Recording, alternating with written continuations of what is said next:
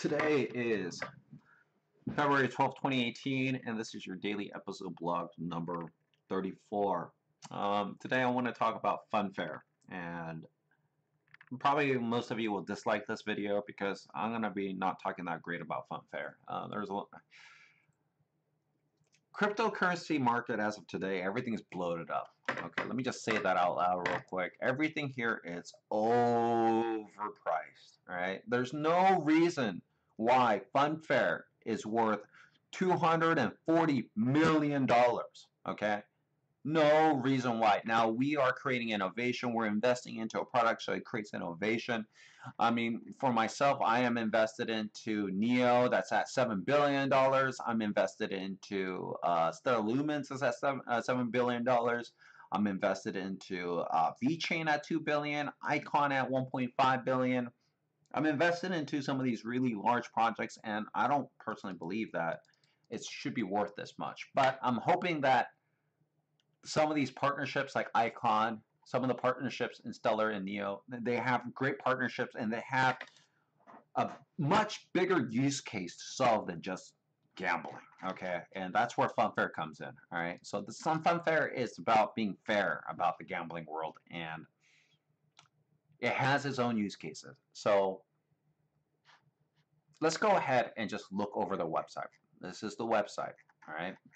Let's go to the platform, and let's talk about enjoy gaming on demand with no delays. Okay, cool. It's secure. It's fair. That's what they're talking about. It's fair.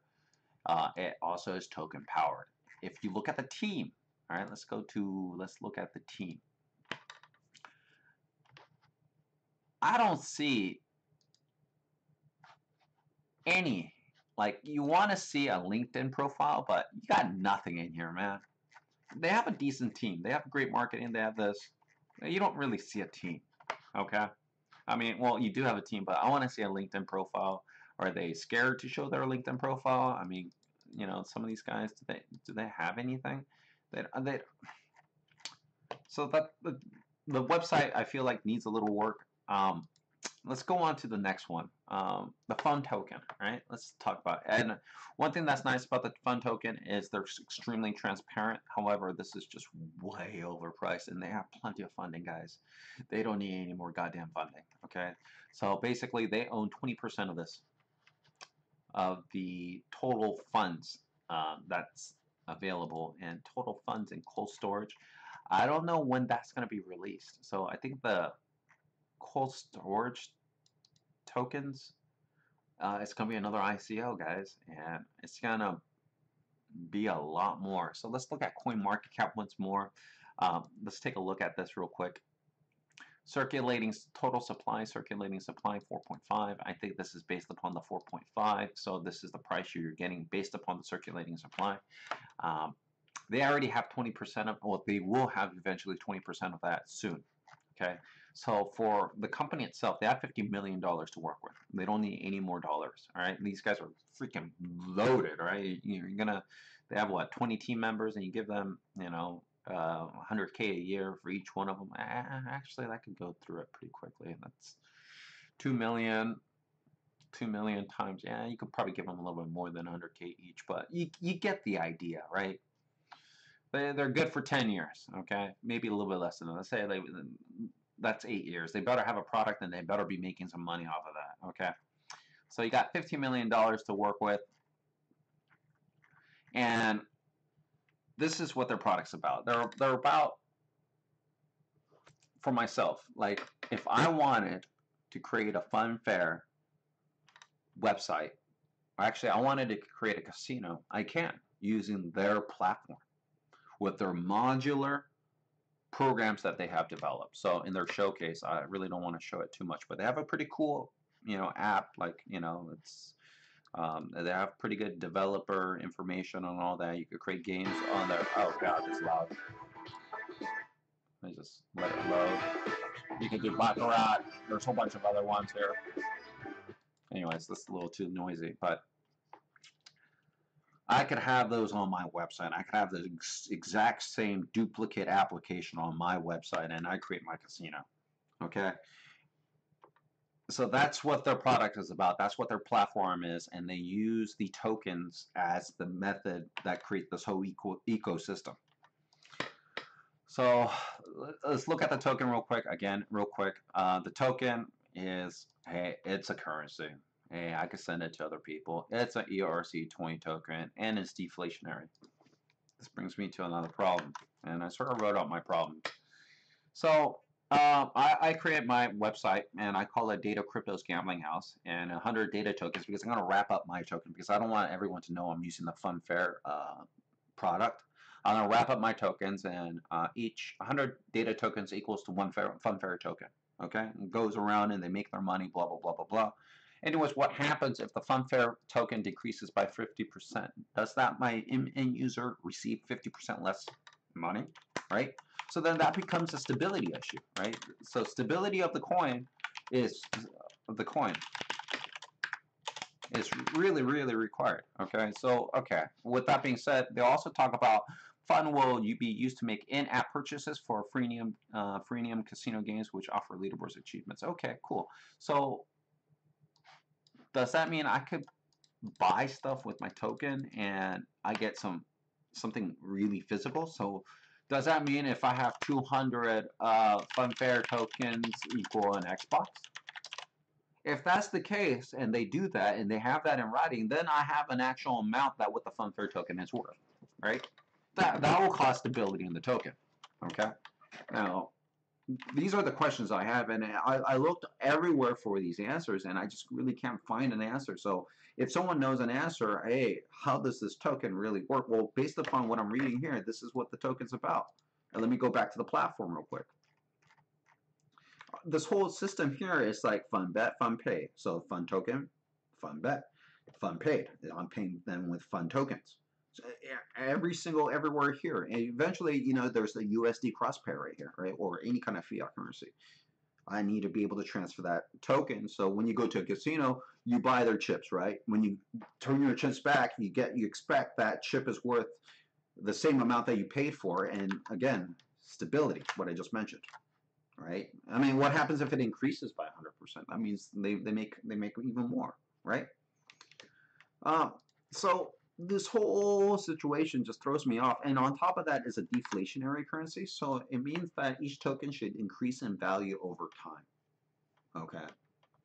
So each token should increase in value over time, which is a good thing for the token if you're an investor of the token. But, you know, inflationary currency has stability, not deflationary currency. All right. If you just look at some of the currencies of today's world, most inflationary currency has stability compared to deflationary currency. Now, I could be totally wrong, but that's the sentiment I get.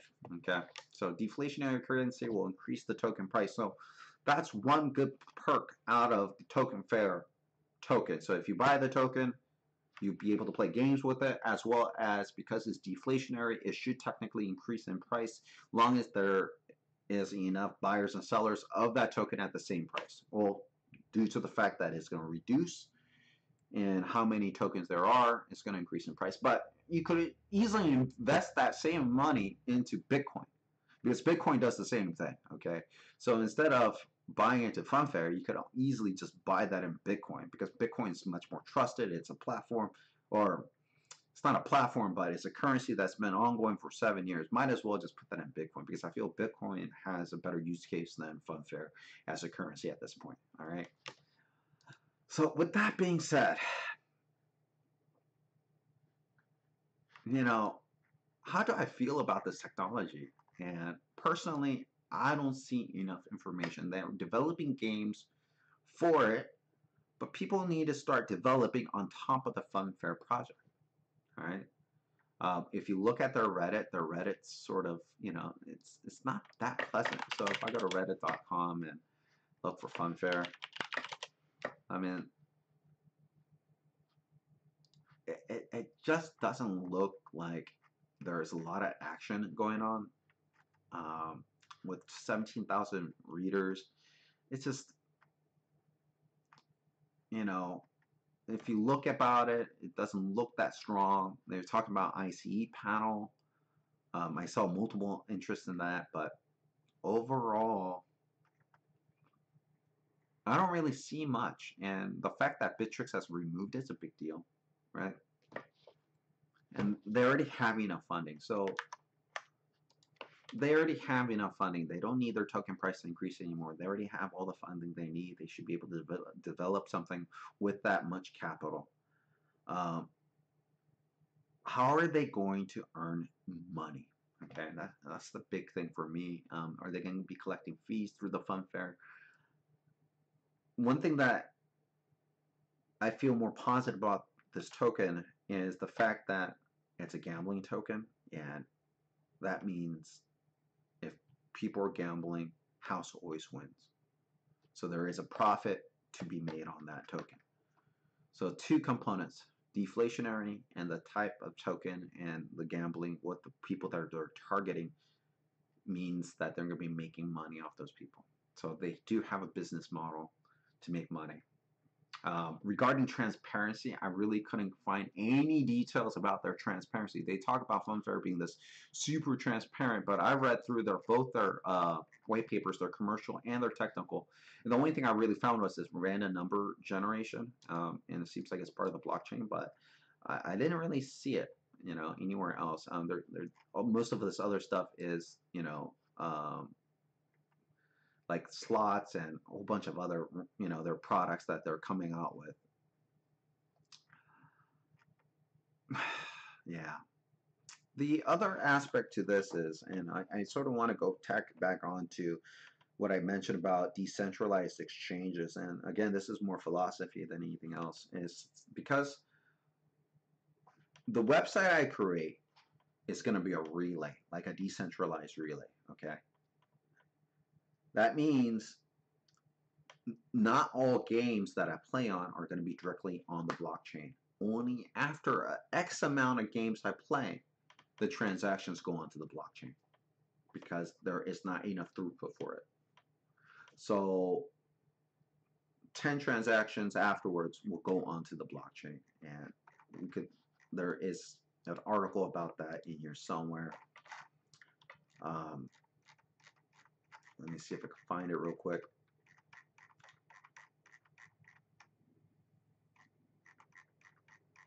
There it is.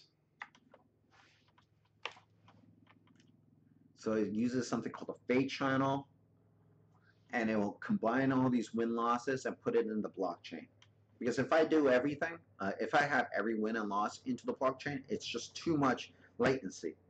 It will just cause too many headaches. It has to confirm and deny every single one of those transactions, and this way it can go much, much smoother. So that's why they have it this way. So yeah. So let's go talk about the positives real quick. The token, deflationary. Second is token, honest, transparent. Couldn't find the information, find the info, but that's what they preach. Token, used as a currency.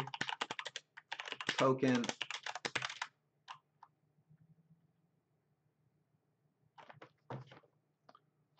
used for games. Problems, not stable token price. Not stable token price.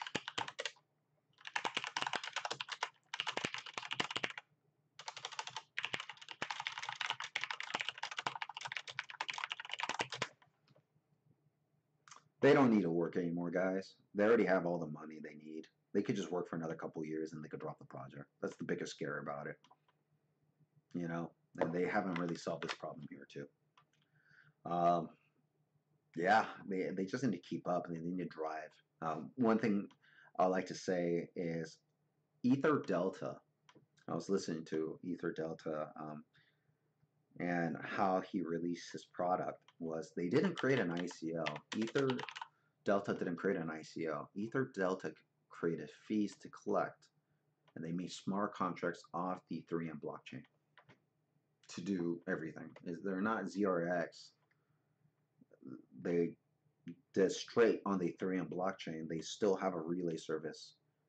They didn't create an ICO, and they're still working hard to make that product better at Ether Delta. Okay. And they have to keep working hard to keep the revenue coming in. ICOs that have so much huge funding like this, they lack the push, you know. And hopefully that's not the case. Hopefully they do create a product. But for me personally, for me to think about investing into FunFair, and I just can't see myself investing into it. And I feel like it's just a scheme and it's a scam. And I hate to use those words, but I feel like 80% or more of the cryptocurrency market, they're all scams because they already made profit. All the ICO guys, they already made profit. The owners are the ones that actually are making the killing and the cash out. And every time I think about that, I feel like we're in a bigger bubble than we are, and everything needs to crash once more. And we need to be at nothing. Okay. The fact of the matter, everything is tied to BTC for USD evaluations is what really causes this problem. If I wish everything was not attached to BTC for USD evaluations, I will hope that everything was attached to USD pairs directly. And then we want to have this huge inflation of altcoins that should not be at this ridiculous price point. At the same time, you could say BTC has this huge valuations because it could buy so many different projects, right? That's what, yeah. So that's a philosophical question that's still not fine-tuned, and I haven't figured that out yet. We have currencies, we have applications, but now they're currencies. I mean, it's it's not like the stock market. It's really simple. Yeah, it's difficult, guys. I know this video has been going on for a little while. Again, please subscribe, give it a thumbs up, and please help me understand this token. Or am I wrong about this? Because it doesn't feel right. Thanks again. All right.